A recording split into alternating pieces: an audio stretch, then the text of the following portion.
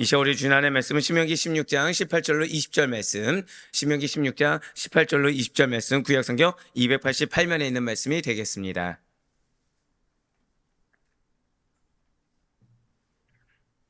네, 우리 신명기 16장 18절로 20절 말씀 한 절씩 교독하신 후에 마지막 20절 말씀은 한 목소리 합독하도록 하겠습니다. 제가 먼저 16장 18절 말씀 읽겠습니다.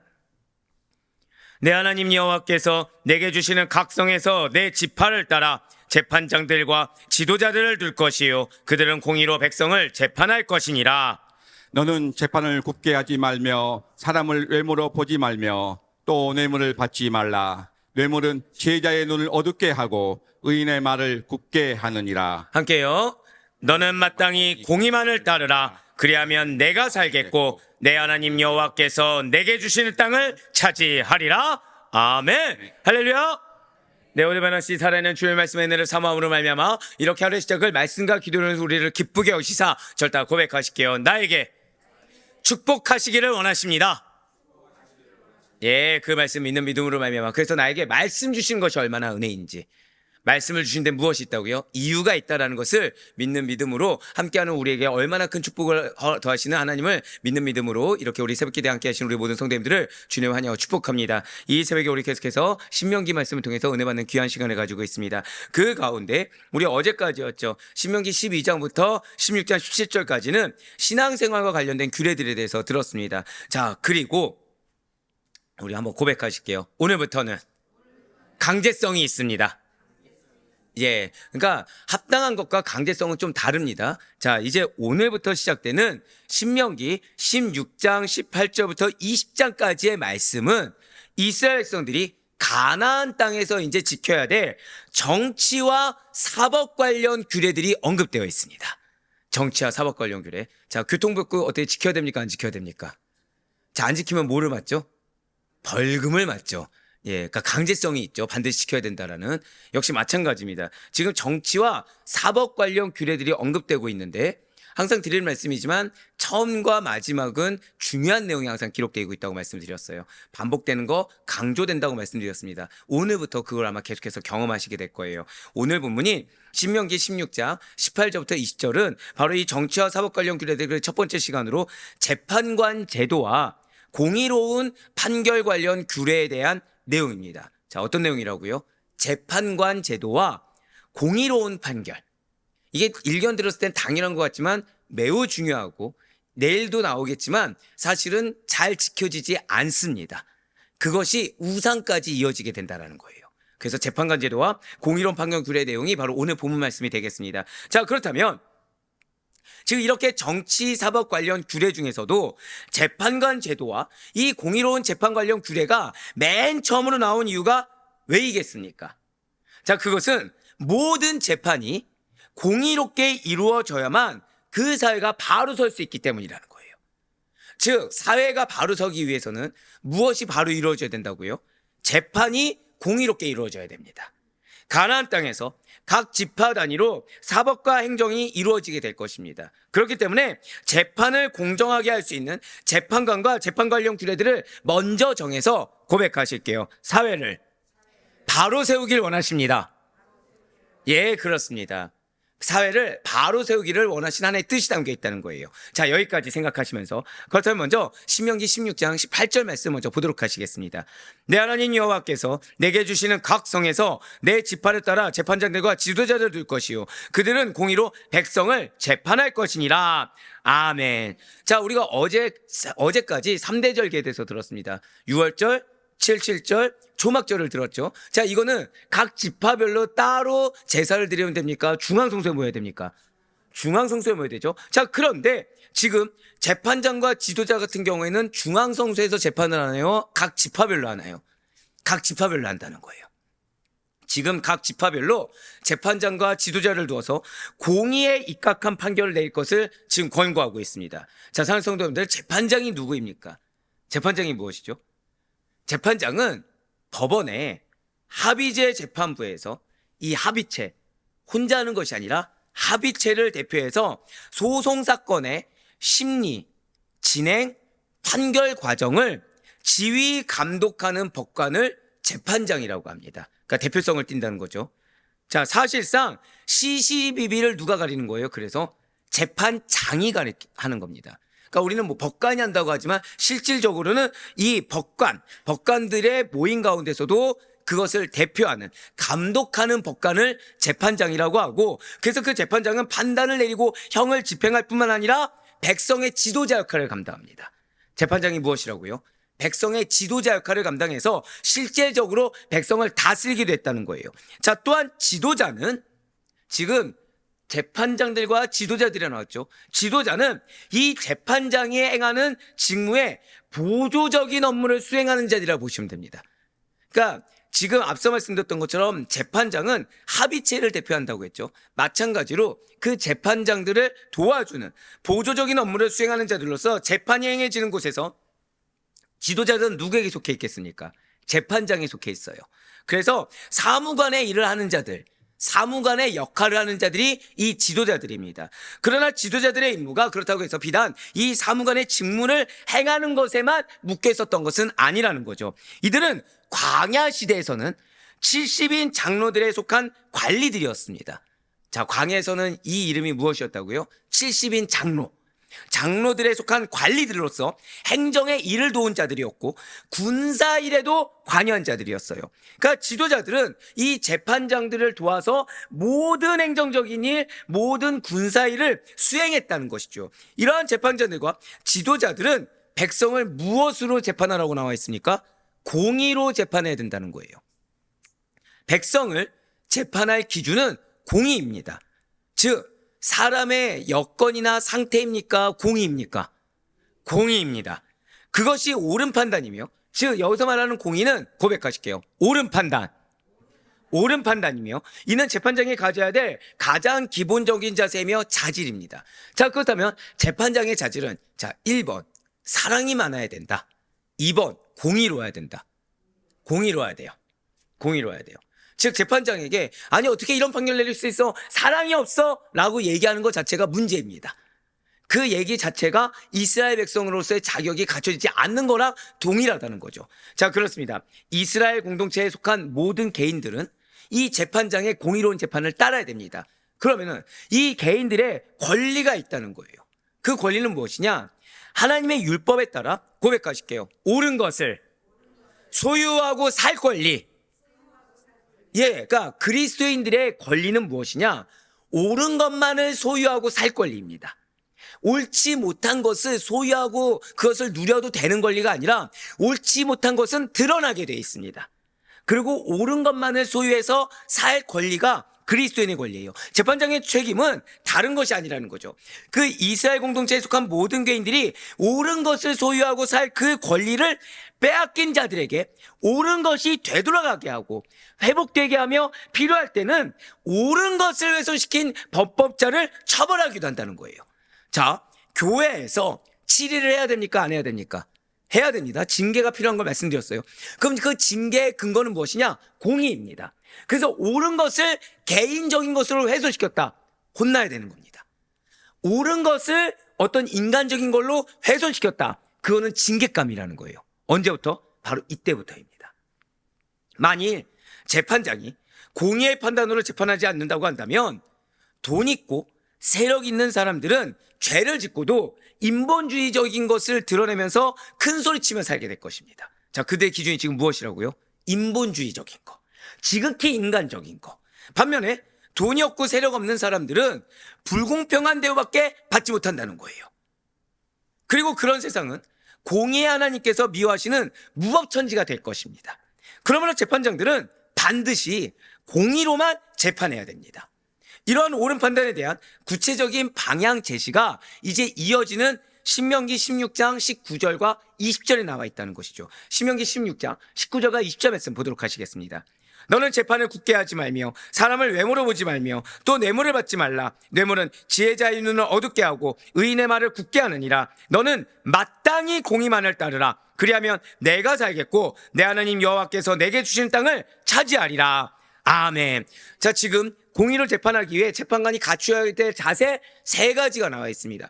특별히 중직들이 갖추어야 될 자세, 장로님들이 갖춰야 될 자세 3가지인 것입니다. 자, 붉은색 편대물을 보시길 바래요. 재판을 굳게 하지 말고 사람을 외모로 보지 말고 뇌물을 받지 말라는 거, 이 세 가지라는 거예요. 재판장은 이렇게 세 가지 자세를 견지해야 되는 것입니다. 네, 그렇습니다. 재판장과 지도자들은 첫 번째로 백성을 굳게 판단하지 말고 공의로 재판해야 돼요. 재판장과 지도자들은 첫 번째로 백성을 굳게 판단하지 말고 공의로 재판해야 됩니다. 자, 이렇게 판단을 한쪽으로 치우쳐서 하지 말라, 한쪽으로 구부려 놓지 말라라는 명령인데, 이 말씀은 무엇이냐? 고백하실게요. 법을 왜곡되이 해석하지 말라. 법을 왜곡되이 해석하지 말라는 거예요. 어떠한 이유로든 특정한 사람에게 유리하도록, 그러니까 이 특정 사람이 여러분들 오해해서는 안 되는 것이 돈이 있는 사람, 기득권 있는 사람이 아닙니다. 어떤 특정 일부 사람에게 유리하도록 법을 고의로 왜곡되게 해석되는 것은 공의로 판단해야 되는 재판장의 책임을 완전히 등한시하는 자세입니다. 그래서 실제 이 당시 때 사략을 살펴보면 재판관 중에서 질책을 받았던 재판관 중에 어떤 사람이 있었냐면 사람을 너무 긍휼하게 여기는 거예요. 사람 형편을 다 봐주는 겁니다. 그게 징계감이었어요. 그게 징계감이었습니다. 심하다고 생각되십니까? 맞다고 생각되십니까? 인간적으로 봤을 땐 아니 사람의 형편이 그럴 수도 있지, 그런 형편을 고려해야 되지 않나? 그것이 사회를 무너뜨리는 길이었다고 하나님 말씀하셨다는 거예요. 철저할 정도로 고백하실게요. 지킬 것은 지켜야 합니다. 그렇습니다. 그래서 어떠한 이유로든이라고 붙인 겁니다. 어떠한 이유로든 특정 사람에게 유리하도록, 특혜가 돌아가도록 법을 고의로 왜곡되게 해석하는 것은 재판장의 책임을, 공의로만 판단해야 되는 재판장의 책임을 완전히 등한시하는 자세입니다. 그렇다면 재판장들이 이렇게 재판을 굳게 하는 이유가 무엇입니까? 그것은 재판장이 사람의 외모를 보거나 뇌물로 인해 분별력을 잃기 때문이라는 거죠. 그러나 보다 궁극적인 이유는 하나님께서 보시기에는, 그러니까 제가 예를 들면 죄송합니다, 이럴 수가 있겠죠.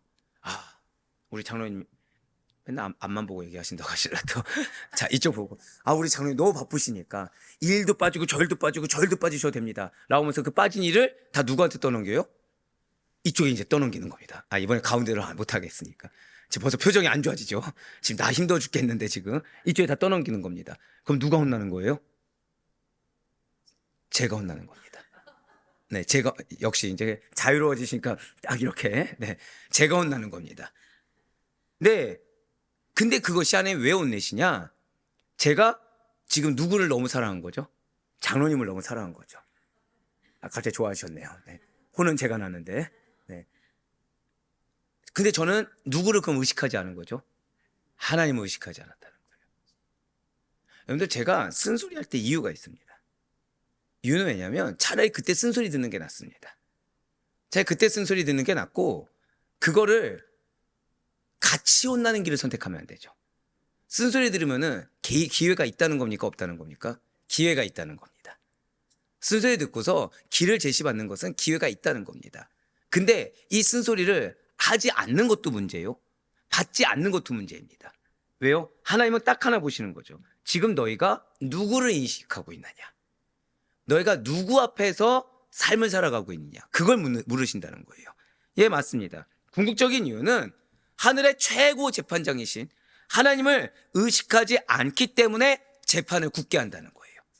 진실로 재판은 하나님의 공의를 이 땅에서 대리적으로 시행하는 과정입니다. 그런데 재판장들이 이것을 인식하지 못할 때 재판을 굳게 하는 악을 범한다는 거예요. 자, 방금 뭐라 말씀드렸죠? 그것이 악이라는 것입니다. 그것이 악이라는 거예요. 재판을 굳게 하는 악은 하나님의 공의를 시행하는 자가 시행하지 않기 때문에 나오는 실수나 연약함이 아니라 하나님 보시기에는 악인 것입니다. 그러니 우리는 이 땅의 재판이 전부가 아니라 하나님의 공의의 심판을 인식하고 살아가는 자들이 돼야 된다는 거예요. 자, 지금 첫 번째, 재판을 굳게 하지 말며, 이 말씀이 우리에게 뜻하는 바가 무엇이라고요? 하나님의 공의의 심판을 인식하고 살아가라는 것입니다. 그래야 인본주의적으로 내 마음을 먼저 연약하게 하지 않을 수가 있다는 거예요. 사람을 의식하지 않고 내 개인적인 어떠함을 의식하지 않고 하나님의 공의의 심판 앞에서 성실히 하나님 앞에 행할 수가 있다는 거죠. 자, 그리고 재판관장과 지도자들은 두 번째로 외모로 판단해서는 안 됩니다. 자, 재판장에게는 고백하실게요. 심중을 살피라. 이겁니다. 재판장의 사명 중에 하나가 무엇이냐? 마음을 살펴야 돼요. 그러니까 그 심중에 뭐가 있어서 그런 선택을 했는지 그거를 살펴야 되는 것입니다. 그 심중의 것을 살피지 않는다고 한다면 말에 이 새치어에 세상 말로 노란할 수밖에 없어요. 그 얼굴 표정에 미혹될 수밖에 없습니다. 재판장에는 그것이 아니라 그 얼굴 표정 보고 판단하거나 그 사람의 말로 판단하는 것이 아니라 심중을 살피면서 그들의 행위가 정말 바른 것이었는지 정말 그릇된 것이었는지 밝혀야 하는 임무가 주어진다는 거예요. 방금 뭐라 말씀드렸죠? 아는 것 정도가 아니라 밝혀야 된다는 것입니다. 그럼에도 불구하고 재판장이 자, 지금 이 사람의 얼굴이 상징하는 바 고백하실게요. 사람의 지위나 배경, 이 말씀 앞서도 말씀드렸죠. 지위나 배경이 든든하다 이 정도가 아니라 배경이 인간적으로 연약한 것까지 포함입니다. 즉 부유한 자나 극히 가난한 자나 다 동일합니다. 어떤 경우에서도 배경을 봐서는 안 된다는 거예요. 배경을 살핀다면 공정한 재판을 진행할 수가 없다는 것이죠. 자, 진실로 하나님께서는 외모로 사람을 취하지 않습니다. 믿으십니까? 그분께서 보시는 것은 외모가 아니라 중심이에요. 분명 예수님께서도 이렇게 말씀하셨죠. 요한복음 7장 24절 말씀 보도록 하시겠습니다. 외모를 판단하지 말고 공의롭게 판단하라 하시니라. 아멘. 그러니까 유대인들이 이 말씀 들었을 때 뭐가 생각나는 것입니까? 바로 오늘 말씀이 생각나는 거예요. 그렇습니다. 하나님께서는 외모를 가지고 아무도 차별하지 않습니다. 가난하고 힘이 없다 하여도 불이익을 당하거나 이걸로 특혜를 보게 하지도 아니하시고 사회의 저명 인사나 권력의 신부에 있는 사람이라고 하더라도 특별하게 배려하시거나 그걸로 그들이 오히려 주온 글씨에 잠식되지 않을 수 있도록 도와주신다는 거예요. 진실로 그분께서는 모든 사람에게 동일한 기회를 부여하시며 모든 사람을 오직 하나님의 법, 오직 공의에 따라 공정하게 판단하십니다. 우리가 따르고 지켜야 될 원칙이 바로 이거라는 거예요. 어떠한 경우에서도 말에 미혹돼서는 안 됩니다. 어떠한 경우에서도 표정에 미혹돼서도 안 됩니다. 어떠한 경우에서도 우리는 하나님이 주신 공의에 따라 고백하실게요. 마음을 살필 수 있어야 합니다. 바로 그거예요. 무엇에 근거해서 그것이 나왔는지. 배경에 근거한 것이 아닙니다. 환경에 근거한 것이 아닙니다. 어떤 마음에서 그것이 나왔는지. 이것은 이제 오늘 내일 계속해서 나와요. 이 말씀이 왜 중요하냐? 내일 나오지만 이들은 이 재판이 공의롭게 내려지지 않는 결과 주상을 섬기게 됩니다. 자, 여러분들 주상이 무엇이죠? 저는 제 이 말이 유행어가 안 되길 원해요. 어제 말씀도 기억이 안 나는데 이 말씀이 정말 유행어가 되지 않길 원하고 있습니다. 저는. 자, 주상이 뭐죠? 나무 목상입니다. 주상이 뭐죠? 제 일부러 지금 안 들었어요. 아세라상입니다. 아세라상.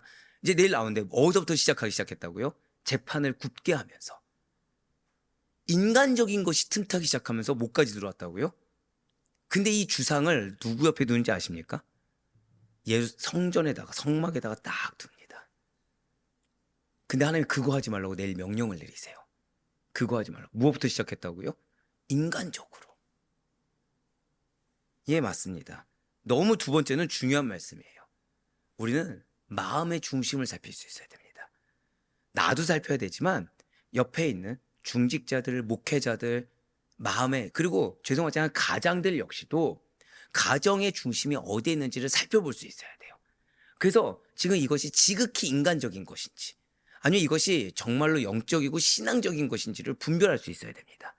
그때 마음이 연약해질 수 있겠죠. 하지만 철저히 무엇을 붙들어야 된다고요? 하나님의 공의를 붙들어야 됩니다. 그래서 마음의 중심을 변화시키는데 초점을 맞추며 늘 항상 하나님의 공의의 심판을 인식하여 말씀을 기준으로 살아갈 수 있는 우리 모두가 되길 간절히 소망합니다. 그리고 재판장과 지도자들은 세 번째로 뇌물을 받지 말아야 됩니다. 지금 뇌물은 판단을 흐리게 하고 굽게 한다는 것을 지적하고 있어요. 뇌물은 평소 지혜가 있었던 재판관이라고 할지라도 눈을 어둡게 만듭니다. 그래서 옳고 그름을 정확하게 판단하지 못하게 하며 최종적으로는 잘못된 판결을 내리게 한다는 거예요. 예, 맞습니다. 뇌물은 사람의 양심을 부패하게 만듭니다. 이렇게 그 사람의 양심이 부패한다라는 것은 그 사람의 분별력과 판단력이 부패한다는 것과 동일합니다. 자, 성경에서 양심이 부패했다. 양심이 우리가 흔한 말로 화인 맞았다. 이것이 무엇이라고요? 분별력과 판단력이 부패했다. 분별력과 판단력이 사단의 것이다. 이겁니다. 분명 하나님께서는 인간에게 양심을 허락하셨어요. 왜죠? 고백하실게요. 도덕적인 판단. 그 도덕의 기준은 무엇입니까? 말씀이고 예수 그리스도죠. 도덕적인 판단하라고 양심, 선한 양심을 허락하셨습니다. 그런데 그 양심이 부패한 사람은 옳고 그른 것을 지식적으로는 알 수 있습니다. 자, 양심이 부패한 사람이 옳고 그른 것을 무엇으로 안다고요? 지식적으로는 알 수 있습니다. 하지만 도덕적으로 판단하는 능력을 상실한다는 거예요. 왜 여러분들 그런 거 경험하지 않습니까? 말은 청산유수입니다. 그러니까 말은 틀린 말을 찾지 못해요. 근데 하는 행동이나 하는 결정은 묘하게 이건 아닌데라는 거 느껴보신 적 있으십니까? 그게 뭐예요? 바로 이거예요. 양심이 부패한 겁니다. 양심이 왜 부패한다고요? 마음, 심중이 사실은 부패했기 때문에. 맞습니다. 도덕적으로 판단하는 능력을 상실했기 때문에 말은 청산유수요. 말은 정답을 얘기하지만 실질적으로 행하고 결정하는 것은 오답만을 할 수밖에 없다는 것이죠. 머리로는 옳고 그른 것을 다 알고 있습니다. 그러면서 그렇게 옳다고 여기는 것을 잘 들으셔야 돼요. 선택하고 따라갈 능력이 없는 거예요.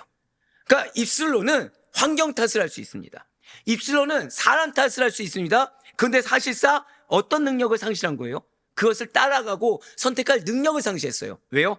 양심이 부패해버려서. 그러니 뭐가 제일 필요합니까? 회개가 필요한 거예요. 그래서 때로는 내가 잘 알아요.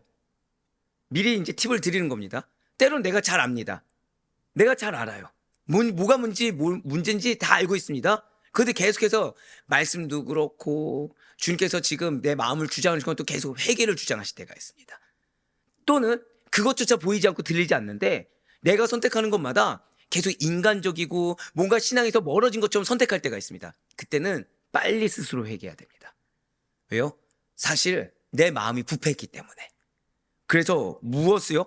모르는 게 문제가 아니라 머리로 옳고 그른 것을 알고 있지만 그것을 선택하고 따라갈 능력이 없음을 내가 열매로 계속해서 보이고 있는 것이기 때문입니다. 그러니 회개의 기회가 있을 때 빨리 회개하셔야 돼요. 돌이킬 수 있을 때 빨리 돌이키셔야 됩니다. 그래야 자, 여러분들 아는 것을 능력이라고 합니까? 내가 실제 얻는 것을 능력이라고 합니까? 얻는 것이 능력이죠. 백날 만약에 이렇게 생각해 보세요. 여러분들이 맨사에 가입할 정도의 뛰어난 지식을 가졌습니다. 근데 시험장에만 가면 이상할 정도로 빵점만 맞는 거예요. 그럼 우리는 이거를 IQ가 맨사에 가입할 정도로 IQ라고 인정합니까? 안 합니까? 절대 안 하죠. 마찬가지예요. 우리가 열매 맺는 삶이라는 것은 아는 것이 끝이 아닙니다. 그 열매를 얻을 수 있는 길을 선택하고 따라갈 능력까지 받쳐줘야 돼요. 뇌물은 사소한 것일 수 있습니다. 인간적인 것은 사소한 것일 수 있습니다. 하지만 이와 같은 무서운 결과를 야기시킨다는 사실을 절대 잊지 마시길 바랍니다. 이처럼 재판관은 공의로운 재판을 위해서 이 세 가지 자세를 갖춰야 돼요. 사실은 재판관뿐만 아니라 앞서 계속 미리 팁을 드렸죠. 누구도 갖추고 있어야 된다고요? 중직자들, 목회자들 역시 갖추고 있어야 됩니다. 인간적으로 연약한 것은 세상 사람도 할 수 있습니다. 하지만 공의로 판단한 것은 우리 한번 다 같이 고백하실게요. 하나님께서 나를 세워주셨습니다. 영적 가장으로, 교회의 중직자 리더로, 그리고 어떤 직장 가운데 나를 영적 리더로 하나님께서 세우신 것은 인간적으로 서 있으라고 주신 것이 아닙니다. 하나님의 공의를 기준으로 영적으로 분별해서 영적으로 옳은 길을 선택하고 따라가라고. 그래서 그것에 위해가 되는 것들을 반드시 척결하라고 주님께서 우리를 세우셨음을 놓치지 마시길 바라요. 그러니 늘 항상 분별하시길 바랍니다. 고백하실까요? 마음을 분별해야 합니다.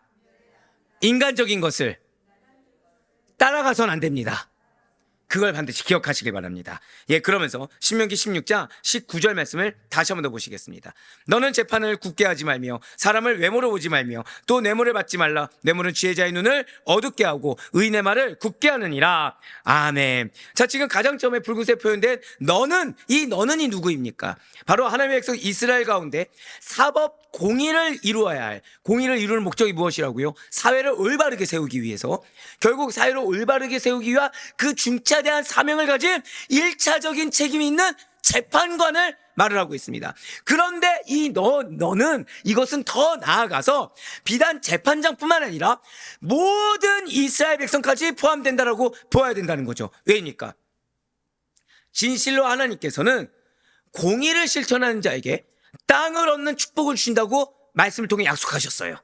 근데 그 대상이 땅이 재판관만 얻습니까? 백성들도 얻게 됩니까? 백성들도 얻게 된다는 거죠. 하나님의 법도를 따르는 이스라엘 모든 백성들이 다 공의를 실천하는 자가 땅을 얻게 된다는 약속에 포함되어 있다는 거예요. 그렇기 때문에 오늘 이 본문 말씀을 읽으면서 재판장이나 지도자들 공의로운 판결 규례라는 것이 이것은 중직과 연관되어 있고 목회자와 연관되어 있고 나와는 동떨어진 명령하고 잘못 받아들여서는 안 된다는 거예요. 고백하실게요. 공의를 실천하는 자에게 기업을 얻는 축복을 주십니다. 자, 지금 기본 전제 조건이라는 거죠. 그러면서 신명기 16장 20절 말씀을 이어서 보도록 하실게요. 너는 마땅히 공의만을 따르라. 그리하면 내가 살겠고 내 하나님 여호와께서 내게 주신 땅을 차지하리라. 아멘. 기억하셔야 될 것은, 자, 신명기 말씀 무엇을 기준으로 주신 말씀이라고 기억하고 계십니까? 근데 지금 무서운 말씀이 드디어 나왔어요. 분명히 그런 말씀인데 지금 녹색 보기 전에 내가 뭐라고 나와있습니까? 살겠고. 죽는 자가 있다는 거예요, 없다는 거예요? 있다는 거예요. 기업을 누리지 못한 자가 있다는 겁니다. 그러니까 약속이 아무리 주어져도 약속에서 이탈하는 양심에 화인 맞은 자가 있을 수 있다는 거예요. 방금 뭐라고 말씀드렸죠? 양심이 부패한 자. 있을 수 있다는 겁니다. 자, 먼저 녹색으로 표현된 부분을 보시면 마땅히 공의만을 따르라 라고 나와 있어요. 이것은 단순히 뒤를 따라가는 정도의 의미에 머무르는 것이 결코 아닙니다. 고백하실게요. 목적이 있습니다. 맞습니다. 잡으려는 목적을 분명히 가지고, 목적은 목적인데 어떤 목적이라고요? 반드시 잡겠다. 반드시 내 것으로 하겠다. 잡으려는 목적을 분명히 가지고 목표물을 추적하는 매우 적극적인 의미를 가지고 있습니다. 그러니까 공의를 따르는데 마땅한 겁니다. 어떻게요? 적극적으로 공의만을 따르는 것이 당연한 거라는 거예요. 이렇게 재판장이나 이스라엘 백성들에게 중단 없이 적극적으로 오로지 공의만을 따를 것을, 그러니까 어떤 타협점을 절대 두지 말 것을 강조하는 오늘 본문 말씀이에요. 이는 달리 말하면 재판장이나 이스라엘 백성들이 일상생활에서부터 정의만을 따르는 삶을 생활해야 된다라는 것을 의미한다는 거죠. 자, 어디에서부터요? 일상생활에서부터. 그러니까 분쟁이 일어나거나 어떤 판결이 내려질 때만이 아니라 일상생활에서부터 정의만을 따르는 삶을 생활해야 된다는 것입니다. 그래서 어떻게? 적극적으로. 왜입니까? 이렇게 되지 않고서는 하나님께서 주신 그 땅에서 공의가 이루어진다는 것 자체가 불가능하기 때문이에요. 공의가 이루어지지 않으면 무엇이 무너진다고 그랬습니까? 사회가 무너진다고 말씀드렸죠. 무너진 사회에 하나님 축복하십니까? 징계하십니까? 징계하신다는 거예요. 그러니까 기껏 가나안을 주셨는데 이 가나안이 축복과 열매의 땅이 되는 것이 아니라 나에게 무슨 땅이 돼요? 저주의 땅이 되는 거죠. 심판의 땅이 된다는 것입니다. 그래서 반드시 공의만을 따라야 된다. 그러면서 붉은색 표현된 분들 이어서 보실게요. 내가 살겠고 내 하나님 여호와께서 내게 주신 땅을 차지하리라. 그렇습니다. 의를 따라가는 자가 바라보아야 하는 분명한 하나님의 약속이 무엇인지를 말해주고 있어요. 분명한 목적을 가지고 의를 따라가게 하고자 하나님께서는 본문의 약속을 말씀해 주신 것입니다. 자, 그러니 붉은색만 기억하고 녹색을 입고 살면 됩니까? 안 됩니까? 안 됩니다. 미리 말씀드리지만 붉은색은 더 이상 그들의 것이 안 됩니다. 붉은색은 더 이상 그들의 것이라고 감히 말조차 뗄 수도 없다는 거예요. 자, 이렇게 볼 때 본문에서 지금 공의의 실현이라는 것은 단순히 가나안 정복, 너희가 우상을 숭배할 수 있으니까 조심해. 정도와 관계된 말뿐만이 아니라 약속의 땅 가나안이 예표하는 바 궁극적인 하나님 나라의 시민권을 가지는 것과 또 관계됨을 암시하고 있다는 거예요. 그렇습니다. 진실로 여러분과 저는 마땅히 공의만을 따라야 됩니다. 이러한 공의만을 따르라라는 명령에 순종할 경우에 여호와의 축복이 있다. 기업이 너의 것이다. 은혜가 너의 것이다. 라는 사실을 보장해 주고 있다는 거죠. 그렇습니다.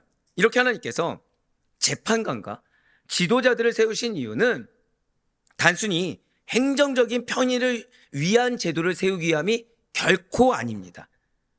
하나님의 성품인 공의를 이 땅 위에 구현하기 위함이에요. 즉, 지금 주님께서는 이 말씀을 통해 여러분들의 가정에, 여러분들의 직장에, 교회에 무엇을 세우기를 원하시는 겁니까? 공의만을 세우기를 원하시는 거예요. 인간적인 요소가 있는 것이 아니라 공의만을 세우기를 원하는 거죠. 제가 한 강의를 들었는데 이제 교회의 부흥에 대한, 그러니까 현재 한국 교회 문제에 대한 이제 이거에 대해서 토론하는 시간이었습니다. 근데 한 목사님이 기가 막힐 정도 말씀 하나 딱 하신 게 있어요. 오늘날 부르심을 받은 하나님의 백성들은 십자가 군병으로 서 있는 것이 아니라 비련의 주인공으로 서 있다. 이 말씀 무슨 말인지 아십니까? 다 위로받길 원하고, 다 사랑만 받길 원하고, 다 주인공 대접받기만 원한다는 거예요. 무슨 준비는 안 하고요? 영적으로 싸울 준비. 내가 선봉장에 설 준비는 안 하고 다 내가 비련의 여주인공이고 남주인공이고. 그러면서 뭐 받길 원해요? 인정받고 대우받고 주인공 되길 원하면서 책임은 집니까 안 집니까? 책임은 안 지고 권리만을. 그러면서 계속해서 무엇만을 얻길 원해요? 응답만을 받길 원하는. 이것이 결국 나약한 성도가 되어가고 있다는 거죠. 결국 나약한. 근데 문제는 이거를 지적하는 교육자가 있습니까 없습니까? 교육자가 점점 그 사람 이제 성도의 눈치를 보기 시작한다는 거예요. 그러니까 지적하기보다는 오히려 그냥 그것을 오구오구 해주고, 오히려 그것이 틀린 것을 얘기하기보다는 왜? 성도가 떠날까 봐. 그래서 제자를 만들기보다는 아이러니하게 무리를 양성하는 정도가 아니라 오히려 미혹되는 자를 양성하는 것이 현재 한국교회 문제라고 발제하신 분이 있었습니다. 예, 맞습니다. 우리는 인간적인 어떠함을 위해서 세워진 것이 아니라 하나님의 공의를 세우기 위한 것입니다. 근데 여러분 한번 생각해 보세요. 가정에서 마음 무엇 때문에 어려우십니까? 1번, 우리 가정에 구원이 전부 다 펼쳐지지 않아서. 2번, 내가 위로받지 못하고 나만 고생하는 것 같아서. 예, 교회에서 마음 어려우실 때 있죠. 왜 어려우시죠? 왜 어려우시죠? 자, 교회는 말씀만 있으면 됩니다. 믿으십니까? 자, 아멘 안 나옵니다. 자, 교회에 말씀이 충만하고 성령의 임재하심이 충만하면은 교회는 역할을 다 한 겁니까 안 한 겁니까? 자, 보세요. 말씀 못 하시죠. 왜죠? 왜죠? 갑자기 막 여러 가지 사랑도 받아야 되고 교제도 필요하고. 근데 그 말씀드렸잖아요. 이미 오목사님도 말씀하셨듯이 성도의 교제, 뭐가 없으면 교제가 아니다? 말씀이 없으면 교제가 아니라고 했어요. 자, 근데 보통 한번 생각해 보세요. 그럴 일은 없다고 믿지만 교회에서 마음 무엇 때문에 어려워지죠? 인간적인 겁니다. 다 인간적인 겁니다. 근데 만약에 제가 담임 목회자로서 그 인간적인 것을 안 알아주고 오히려 질책했다고 한번 생각해 보세요. 그러면 내가 틀렸구나 이러십니까? 저한테 삐지십니까? 웃으시는 분들은 다 삐지신 분들이군요. 네. 쓴소리 하는 것이 얼마나 큰 사랑인지 모르고 삐지거나 모른 척 한다는 거예요. 근데 그것이 지금 스스로가 뭘 하고 있는 거죠? 내 기업을 내가 포기해버리는 행동인 것입니다. 내 축복을 내가 포기해버리는 거예요. 왜죠? 하면 어떤 자에게 축복하신다고요? 공의를 세우는 자.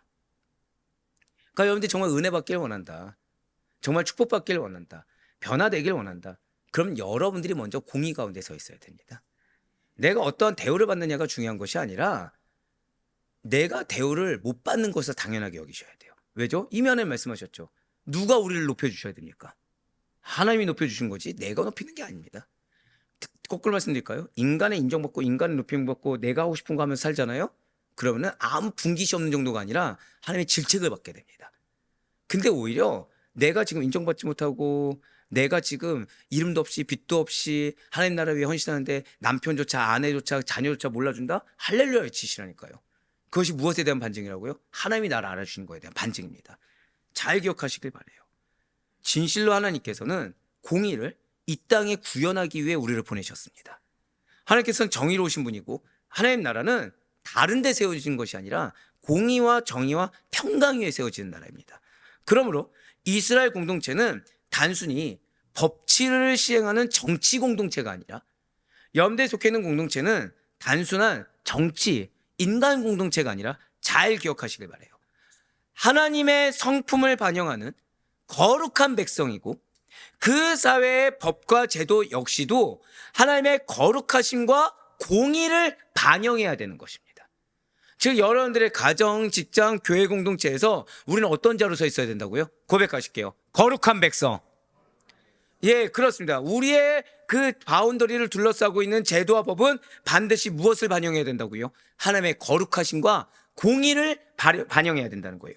그렇기 때문에 재판관과 지도자들은 단순한 판결자의 역할을 뛰어넘어서 하나님 앞에 선 대리자로, 한번 고백하실까요? 내가 먼저 하나님 앞에 서 있어야 합니다.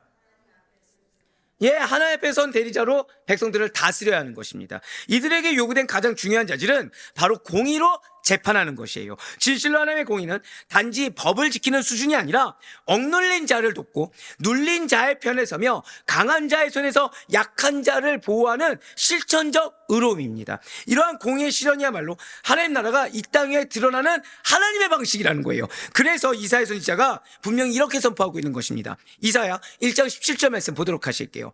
선행을 배우며 정의를 구하며 학대받는 자를 도와주며 고아를 위하여 신원하며 과부를 위하여 변호하라 하셨느니라. 아멘. 진실로 이스라엘 백성들이 가나안 땅에 들어가서 하나님께서 주신 땅을 차지한다라는 것은 단순한 영토의 확보가 결코 아닙니다. 하나님 나라의 백성으로 살아간다라는 의미가 된다는 거예요.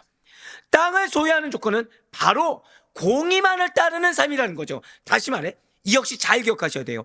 이스라엘 백성이 하나님의 기준대로 정의롭고 정직하게 살아갈 때, 잘 들으셔야 돼요. 우리가 하나님의 기준대로, 내 기준 아닙니다. 사람 기준 아닙니다. 세상 기준 아니에요. 하나님의 기준대로 정의롭고 정직하게 살아갈 때 하나님께서는 그들에게 삶의 터전과 생명의 복을 허락하신다는 거예요. 자, 이것이 지금 부유하다가 나왔습니까? 안 나왔습니까? 안 나왔습니다. 삶의 터전과 생명의 복입니다. 좀 더 날것으로 말씀드리면 한마디로 살기 위해서는 반드시 하나님의 기준대로 살아가야 된다는 거예요. 이스라엘 백성들이 공의만을 따르는 삶은 그냥 공의 외치는 단순한 추종이 아닙니다. 적극적으로 쫓아가며 추적하는 행동을 의미한다고 말씀드렸어요. 마치 사냥꾼이 목표물을 향해 끈질기게 뒤쫓는 것처럼 우리 역시도 누가 하나님의 기준에 맞추어 이런 자세가 아니라 공의라는 하나님의 기준을 향해 반드시 우리의 것이 될 것을 믿음으로 말미암아 포기하지 않고 달려가야 된다는 거죠. 자, 그렇다면 오늘날 여러분과 저의 궁극적인 재판장은 누구십니까? 바로 예수 그리스도이십니다. 구약시대의 재판관은 사람 가운데서 뽑았어요. 하지만 신약시대에 이르러 하나님께서는 궁극적인 재판자, 곧 공의로 세상을 심판하시리로 예수 그리스도를 세우셨습니다. 이에 대해 사도 바울이 이렇게 선포한 것입니다. 사도행전 17장 31절의 말씀 보도록 하실게요.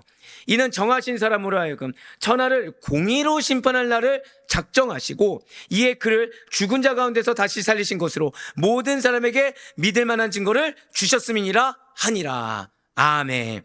진실로 예수님께서는 공의로운 재판장으로서 외모를 보지 아니하십니다. 뇌물에 매이지도 아니하세요. 지금 사도행전 17장 31절 말씀처럼 오직 진리에 따라, 왜요? 천하를 공의로 심판 날을 작정하셨기 때문에 그때 이전에 정하신 예수 그리스도로 말미암아 진리에 따라 판결하시기로 작정하셨다는 것이죠. 그분께서는 억울한 자의 눈물을 닦으시고 죄로 인한 고통 가운데 있는 자들을 반드시 회복시키십니다. 무엇보다 십자가 위에서 우리의 모든 죄값을 고백하실게요. 공의로 치르셨습니다. 공의로 치르셨어요.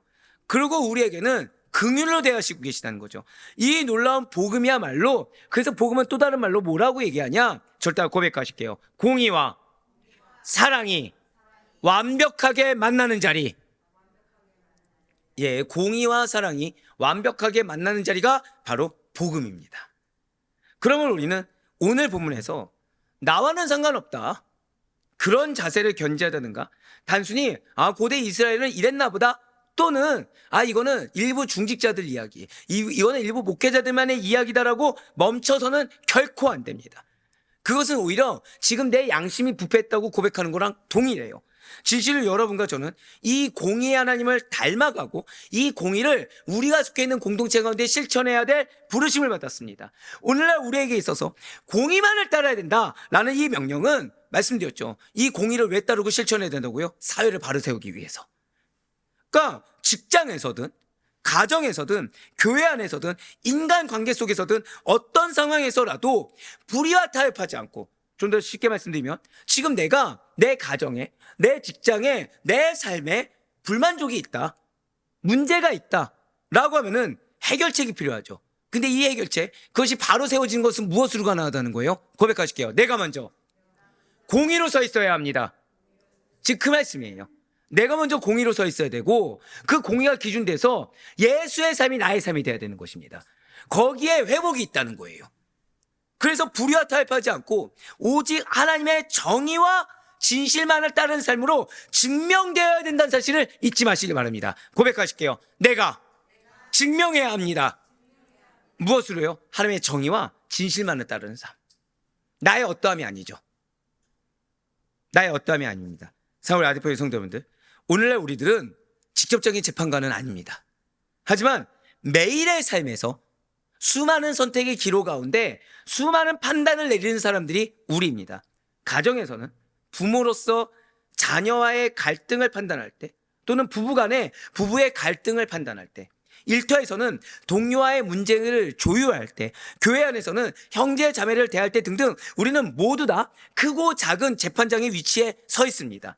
그렇기 때문에 우리 모두는 오늘 말씀을 반드시 우리 자신의 심령에 새길 수가 있어야 된다는 거예요. 사실 우리는 알게 모르게 사람을 외모로 판단합니다. 말에 미혹되고, 그 배경에 미혹되고, 환경에 미혹됩니다. 말씀드렸죠. 오늘 주신 환경은 무조건 부유한 자도 아니라고. 아예 가난한 자들, 연약한 자들 역시도 나중에 어떻게 되었다고요? 자신이 감당하지 않은 것이 당연하게 됐어요. 왜? 나는 환경이 어렵거든요. 나는 그렇게 말씀하신 적이 없거든요. 그러면서 그들이 아이러니하게도 주상을 섬기는데 주도적인 역할들을 또 감당합니다. 사실은 뭐죠? 현실의 불만족을 그걸로 푸는 거예요. 하나의 말씀은 나는 지금 가뜩이나 자격지심이 있는데, 지금 그 자격지심을 온전히 받아들이라고 말씀하시는 게 받아들일 수 있겠습니까? 당연히 없겠죠.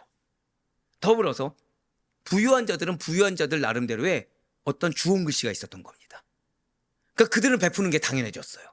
근데 그들 당연합니까? 안 당연합니까? 당연하지 않거든요. 정해진 역할만큼 하는 거거든요. 알게 모르게 우리도 이 당시 때랑 다를 바가 없습니다. 사람을 외모로 판단합니다. 뇌물은 받지 않는다고 하더라도 나에게 이익이 되느냐, 이익이 안 되느냐, 내가 원하는 것을 하느냐, 원치 않는 것을 하느냐 라는 것으로 판단을 굽게 하고 결정을 굽게 해버린다는 거예요. 이제는 안 됩니다. 지금이야말로 우리 한번 선포하실까요? 먼저 나의 마음을 분별해야 합니다. 맞습니다. 나의 마음속 기준이 하나님의 말씀과 얼마나 가까운지를 돌아봐야 될 때입니다. 진실로 하나님께서는 공의로 세상을 다스리길 원하고, 그리고 그 공의의 도구로 여러분과 저를 사용하시기를 원하시고 계십니다. 우리의 삶을 통해, 우리의 판단과 행동을 통해 어떠한 시험이나 인간적인 것이 드러나는 것이 아니라 하나님의 공의만이 드러나기를 원하시고 계시다는 거예요. 그래서 여러분들의 모습을 통해 변화되었다. 이것이 정말 그리스도인이구나. 그리스도인들은 저렇게 살아가는구나. 라는 하나님의 기준이 실제 열매가 되는 것이 원하는 것이지, 익숙함이 그대로 드러나는 것을 원치 않으신다는 것입니다. 오늘 본 말씀은 단지 이스라엘 재판제도를 소개하는 법률이 결코 아닙니다. 그것은 하나님의 백성된 우리 모두에게 주어진 명령이고, 동시에 고백하실게요. 살아계신 하나님의 성품을 이 땅에 드러내라. 그런 부르심이에요. 그러니까 여러분들 통해 하나님의 성품이 드러나길 원하시는 것입니다. 그래 우리는 공의만을 따라야 돼요. 철저할 정도로 인간적인 것을 배격하고 정의롭고 정직하게 살아가야 됩니다. 이미 어제 말씀, 그저께 말씀에서 나왔지만 분명히 나와 하나님과의 인격적인 교제가, 그 관계가 나머지 것을 따라오게 한다고 약속하지 않았습니까? 우리가 하나님의 공의만을 따라 정의롭고 정직하게 살아간다고 한다면 나머지 것은 따라오는 것이지 나머지 것 때문에 관계가 깨지는 일이 있어서는 안 된다는 거예요. 사람을 외모를 판단해서 안 됩니다. 외모에 미혹되어서도 안 됩니다. 개인의 이익 앞에 진리를 굽혀서도 안 됩니다. 그리고 무엇보다 하나님의 공의로 세상을 바라보며 그 공의 안에서 회복과 사랑을 실천하는 자가 내가 되어야 되는 것이지, 나만 회복이 필요하다고, 나만 사랑이 필요하다고 마치 그 한 목사님의 발제처럼 내가 빌런의 주인공으로 나 스스로 치우쳐서는 안 됩니다. 근데 빌런의 주인공이 좋은 것 같습니까? 안 좋은 것 같습니까? 안 좋죠. 빌런의 주인공은 뭐죠? 이미 상처를 계속 경험하는 거죠. 이미 슬픔을 경험하는 거죠. 자, 그것이 사실은 어떤 큰 죄악이냐? 자, 하나님은 우리에게 항상 선한 것을 주십니다. 믿으십니까? 자, 우리 계속해서 하나님과 동행하나요? 아니면 하나님이 나를 버리셨나요? 동행해 오셨죠? 근데 동행해 온 것을 내가 스스로 뭐를 치부해버렸어요? 비극으로 치부해버린 거예요, 여러분. 내가 스스로 하나님께서 나에게 은혜 주신 삶을 축복이자 감사가 아니라 내 스스로 뭐라고 했다고요? 슬픔과 비극으로 내가 치부해버렸습니다. 누굴 무시한 거죠? 하나님을 무시하고 하나님을 경홀히 여긴 겁니다. 고작 내 감정 때문에. 고작 내 감정 때문에 하나님을 그 평가절하해버린 거예요. 그러면서 뭘 바란다고요? 하나님의 위로와 하나님의 사랑을 바라고 있다는 거예요. 절대 그래서는 안 됩니다. 진실로 하나님의 공의는 죽은 율법의 조항이 아닙니다. 살아계신 주님의 성품이며 우리가 마땅히 따라가야 될 길입니다. 만약 우리가 그 길을 담대하게 걷는다고 한다면, 사람 보는 것이 아니라 하나님 보고 말씀 보고 담대히 걸어간다고 한다면 하나님께서는 반드시 우리를 살게 하시고 주신 땅을 기업으로 장구하게 누리게 하실 것입니다. 거듭 말씀드립니다. 성경은 회색이 없어요. 중간이 없습니다. 얻느냐 못 얻느냐 둘 중에 하나입니다. 사느냐 죽느냐 둘 중에 하나입니다. 그저 그런 삶도 없습니다. 충만하냐 없냐 둘 중에 하나입니다. 이것은 단지 가나안 땅이 아니라 장차 우리가 누릴 하늘나라의 약속입니다. 그래, 바라옵고 나왔기는 오늘 말씀 정말 중요해요. 오늘 말씀, 그래서 앞서 말씀드렸죠. 이것은 선택권이 아니라 뭐라 말씀드렸습니까? 강제성이 있는 명령이라 말씀드렸어요. 정치와 사법체계의 첫 시작이 공의입니다. 왜요? 사회가 올바로 서야 되기 때문에. 이들의 사회, 우리의 가정, 우리의 공동체가 올바로 서기 위해서는 인간적인 것이 배제되고 철저할 정도로 하나님의 공의만이 있어야 되기 때문인 것입니다. 지금 우리가 포럼을 준비하고 있어요. 포럼을 준비하고 있는데 이제 몇몇 장로님들이 헌신해 주셔서 TF팀을 구성하고 있습니다. 근데 진짜 감사한 것이 하나가 있어요. 그 TF팀을 맡고 계신 분들이 공의로 일하고 계십니다. 인간적인 면으로 일하고 계시지 않고 공의로 일하고 계세요.